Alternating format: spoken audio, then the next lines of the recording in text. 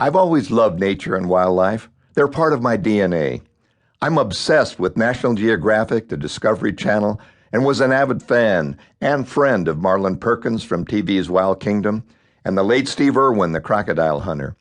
Through the decades, our homes have been a menagerie of virtually every kind of animal: horses, dogs, and cats, hamsters and guinea pigs, bunnies, chickens, parakeets, and turtles, lightning and streak. Our Malamute, Chemo, ruined our beautiful flower garden and was furloughed to a sheep ranch in Wyoming. The hamsters escaped into the heating ducts in the floor. We heard the pitter-patter of little feet for weeks until a cold spell finally forced us to raise the thermostat. We still prefer to believe that they escaped into the yard before the furnace came on. And of course the cat dined on the parakeets, and the bunnies multiplied so fast that the pet store refused our offers to replenish their supply. And as happens to most small turtles, they were discovered upside down at the bottom of the grotto. As much as I was fond of our domesticated troops, who were treated as members of the family, my deepest inner stirrings have always revolved around nature as it was created. Those many years ago, my kids asked me a simple but direct question. Dad, we know how much you love wildlife, and you know how much we love wildlife.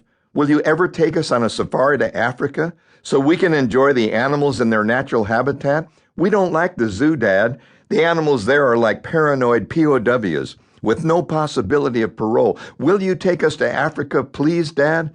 I promise I will, I answered them with a hug, and I went about my routine of earning our bread, watching TV, and going to bed. Sunrise, sunset, year after year.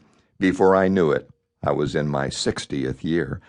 Someday I must take them to Africa, I mused, and another year passed unnoticed as I promptly put the idea on layaway, reverting to the routine of coming and going, hurrying and scurrying, so ingrained in our society's lifestyle. But be careful what you promise your children when they're young. They never forget a promise, no matter how old they are or how old you become.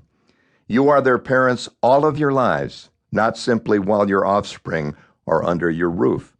It was almost 30 years to the day that I finally fulfilled my promise of taking my kids to Africa as a special birthday present for my daughter Dana, who, like her two brothers and older sister, had grown and flown from the nest with children of her own.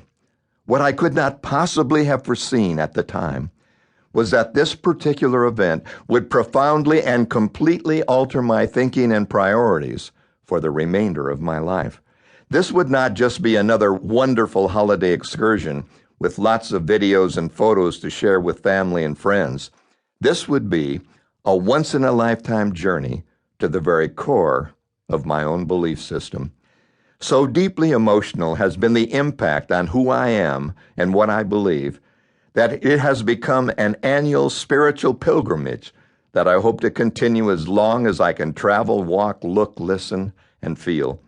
It seems rather odd that a man who's devoted most of his life writing about, lecturing, and counseling others about success and fulfillment in the biggest cities, largest convention halls, crowded stadiums, and arenas throughout the industrialized world should find himself gaining his most meaningful insights about the enlightened life in a tent and on the savannah in the Kenya highlands of East Africa.